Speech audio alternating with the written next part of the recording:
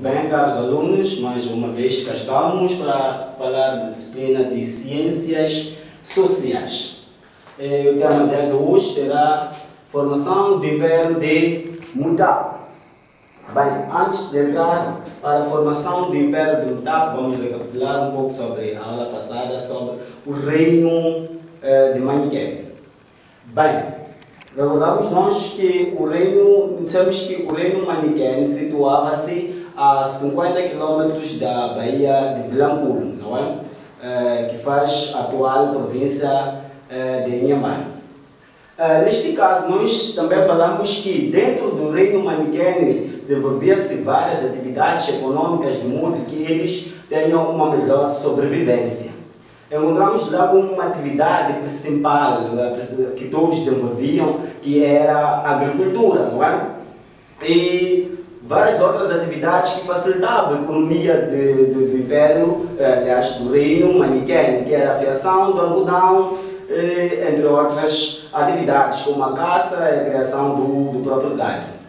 E mais em frente nós também encontramos como a organização econômica, eles desenvolviam, não é, o comércio a longa distância. Então eles trocavam seus produtos com os árabes, não é? Então eles davam aos árabes o ouro, o marfim, não é?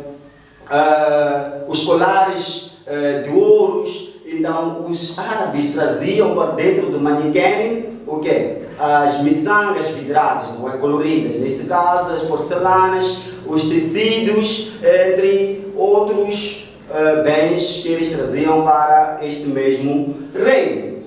Bem, também não vamos deixar a par que nós temos também este mesmo reino, o reino Maniquém, estava dentro de um grande império que é chamado Grande Zimbábue, não é? Que estava a 450 km da própria capital do Grande Zimbábue. Muito bem. Nós, de uma forma breve, sabemos que um reino, para poder sobreviver, precisa desenvolver as suas atividades. Precisa lá ter o quê? Os seus líderes, de modo que possa caminhar numa perfeita direção. Com tudo isso, o que estou a dizer é que existem aqueles que vão liderar o quê? O reino, não é? Então, o reino de Maniquém naquele tempo tinha uma classe dominante, era a aristocracia dominante, constituída por anciãos e os respectivos chefes. Eles é que decidiam o que devia se fazer dentro, o que não podia se fazer dentro daquele mesmo reino, não é? De Maniquém. Bem, podemos então saltar um pouco para ver esta questão da formação do Império de Mutap. Então nós encontramos que este reino, ou este império, grande império, que é o Império de Mutapa, formou-se nos anos de 1440 a 1450. Então, quem este senhor formou, né? Quem formou este grande império? Nós encontramos quem formou este grande império foi um senhor designado por Nyatimba Mutoda, não é? Então, Nyatimba Mutoda era um chefe que naquele tempo se encontrava, ou era um dos chefes que estava lá dentro do grande Zimbábue, não é? Então, começaram a fugir pessoas, começaram a ter abandonos, não é? Dentro daquele mesmo grande império, não é? O grande Zimbábue, neste caso, começaram a abandonar o grande Zimbábue. Não se justificava porque era o porquê do abandono que se desenvolvia dentro daquele grande Zimbábue. Mas ele também tomou a iniciativa de, junto com os seus guerreiros, a sua família, abandonarem o grande Zimbábue rumo a um lugar, não é?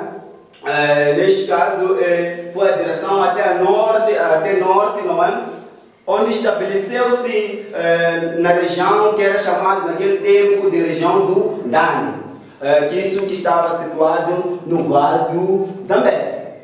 Então, naquele lugar, claro que existiam pessoas a viver naquele lugar. Então, ele não foi de bem. Então, quando invadiu aquele lugar, houve grandes lutas, essas lutas que resultaram em derrotas. Então, mas a equipe vencedora, como saiu como vencedor naquele tempo, foi, não é, os seus guerreiros tomando aquele local, aquela região que é a região do Dan, não é?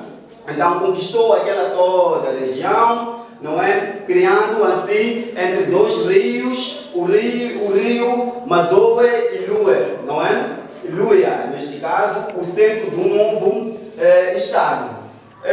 Este novo estado que estamos a falar deste mesmo estado que é o estado do Mutapa, não é? E quem chefiava isso? Então, aquele estado que foi o novo estado, não é?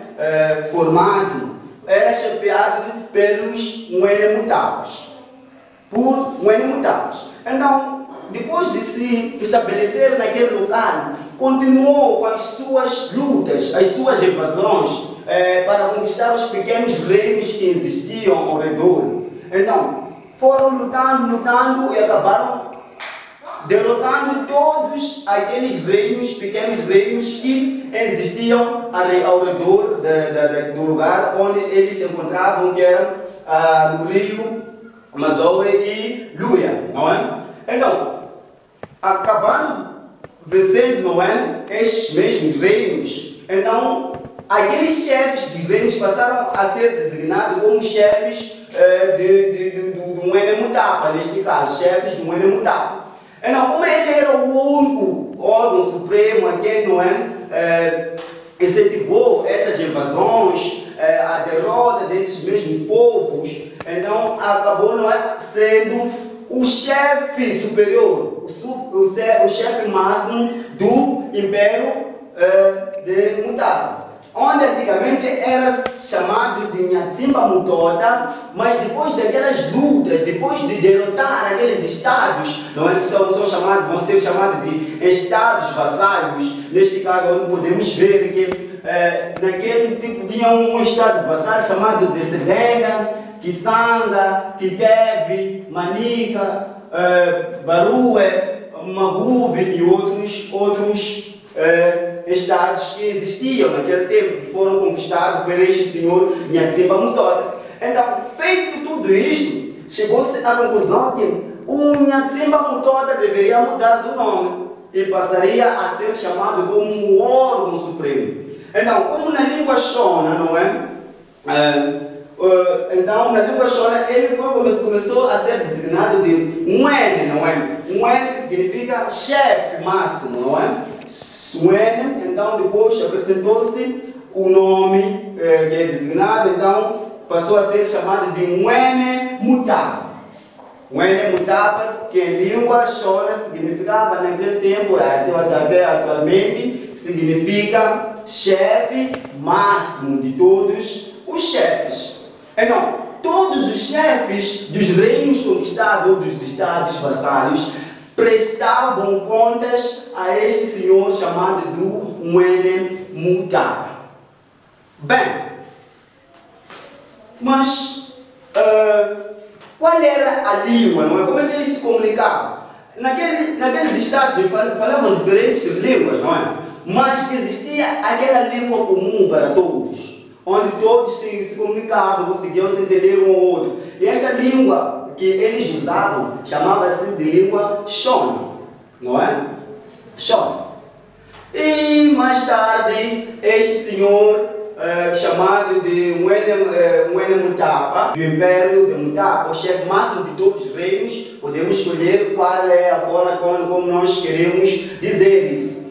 Então, todos esses reinos já tinham direitos, como nós dissemos, não é? Tinham direitos que todos esses chefes pagassem tributos, não é? Ou pagassem todos os tributos ao chefe máximo. Então, o chefe máximo é que dava ordens dentro daquele Império de Mutapa.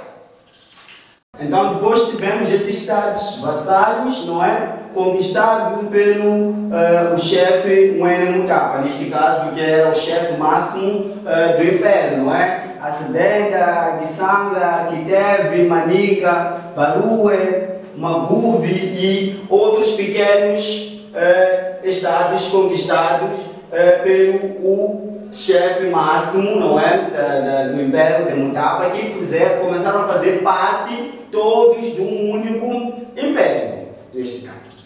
Então, depois de um tempo, não é? Depois de um tempo, isto já é 1450, o Nyatsima Mutoda, que era o chefe máximo do império, foi sucedido pelo seu filho. Então, para a percepção deste conteúdo, nós vamos poder resolver cá alguns exercícios. Serão vocês a resolver aí em casa, não é? Não o professor, porque o professor esteve aqui a falar e deixou bem claro, não é? Os apontamentos estão escritos aí no quadro. Esses exercícios estão aqui. Então, o exercício estão: quando formou-se o Império de Mutapa? Sabemos muito bem, vemos ali a resposta. O Império de Mutapa formou-se em 1440 e 1450. Quem fundou o Império? Além de ser um Mwene, vamos dizer o nome verdadeiro, que era o Nyatsima Mutoda. Qual é o significado de Mwene Mutapa?